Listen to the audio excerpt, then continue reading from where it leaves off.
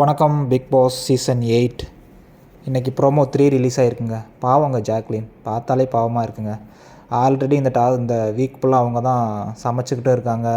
அதாவது பாய்ஸுக்கும் சரி கேர்ள்ஸுக்கும் சரி சேர்த்து 3 வேளையும் அவங்க தான் சமைச்சிக்கிட்டு இருக்காங்க.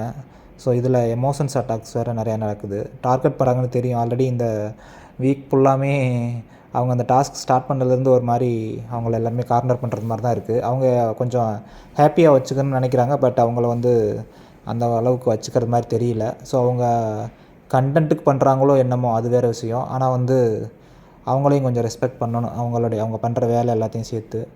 ஸோ எல்லாருமே காய் போயின்னு கத்திக்கிட்டு தான் இருக்காங்க. எல்லாருமே கண்டென்ட் பண்ணணும் அப்படிங்கிறதுக்காக என்னென்னமோ பண்ணிக்கிட்டு இருக்காங்க. அதில் இவங்க ஏதோ ஒன்று பண்ணுறாங்கன்னு வச்சுக்கோங்க. சரி, நேற்று பண்ணது அந்த தீபக்குக்கு ஒரு கதை சொல்லியிருப்பாங்க. அதை இப்போ தீபக் கம்ப்ளைண்ட்டாக சொல்லிக்கிட்டு இருக்கார் போல். அந்த கிச்சன் ஏரியாவில் பேசிக்கிட்டு இருக்காங்க. வைஸ் பிரின்ஸிபல் இருக்கார், தீபக் இருக்கார், அங்கே ஜாக்லின் பேசிக்கிட்டு இருக்காங்க.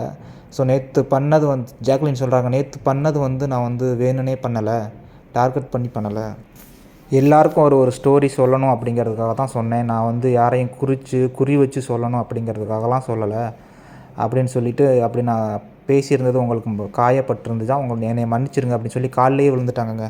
தீபக்கு காலிலேயே விழுந்துட்டாங்க. ஐயோ, அதை பார்க்குறதுக்கே பாவமாக இருந்துச்சு. விழுந்துட்டு எந்திரிச்சு போகிறாங்க. போயிட்டு மைக்கை தூக்கி போட்டுட்டு போகிறாங்க அழுதுகிட்டே. அது ரொம்ப கத்தி அழுகிறது மாதிரி இருந்துச்சு அது.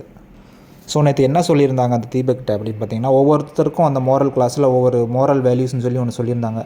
தீபக்குக்கு என்ன சொல்லியிருந்தாங்கன்னா, ஒரு குரங்கு ஸ்டோரி சொல்லியிருப்பாங்க. ஒரு குரங்கு மாம்பழத்தை சாப்பிட்டுட்டு அந்த கொட்டையை ஊண்டி வச்சு அந்த கண்டு முளைக்குமான்னு எதிர்பார்த்துக்கிட்டே இருந்துச்சு.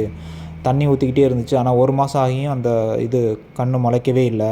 அவங்க அம்மாட்ட போய் கம்ப்ளைண்ட் பண்ணிச்சு, என்னம்மா நான் ஊண்டி வச்சு 1 மாதம் ஆகியும் அந்த மாங்கன்று முளைக்கவே இல்லை அப்படின்னு.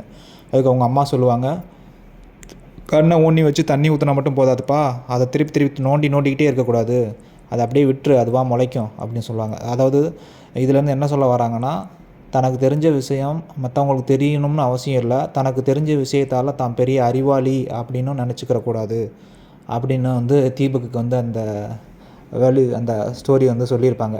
அதை இப்போ ஒரு கம்ப்ளைண்ட்டாக எடுத்து சொல்லியிருப்பாருன்னு நினைக்கிறேன். அதனால தான் கொஞ்சம் ஆர்கியூமெண்ட் மாதிரி போய் அவங்க கொஞ்சம் அழுது உடஞ்சிட்டாங்க அப்படிங்கிற மாதிரி தெரிஞ்சிச்சு.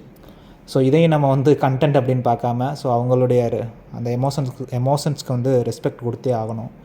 ஏன்னா அந்த சௌந்தர்யா கத்துறது, இங்கிட்டு தர்சிகா கத்துறது, இங்கிட்டு இவங்கெல்லாம் தெரியும் சீக்ரெட் டாஸ்க் அப்படின்னு தெரியும். ஆனால் இவங்களுக்கு அந்த சீக்ரெட் டாஸ்க்னே தெரியாமல் இவங்க விளாண்டுக்கிட்டு இருக்காங்க. ஸோ கண்டிப்பாக அவங்க உடஞ்சிருப்பாங்கன்னு நான் நினைக்கிறேன். உங்களுடைய கருத்து என்னென்னு கமெண்டில் பண்ணுங்கள். ஜாக்லின் பரவாயில்ல, கொஞ்சம் ஸ்ட்ராங் கண்டஸ்டன்ட் தான். ஆனால் உடஞ்சி அழுகிறது கொஞ்சம் கஷ்டமாக தான் இருக்குது. பார்ப்போம்.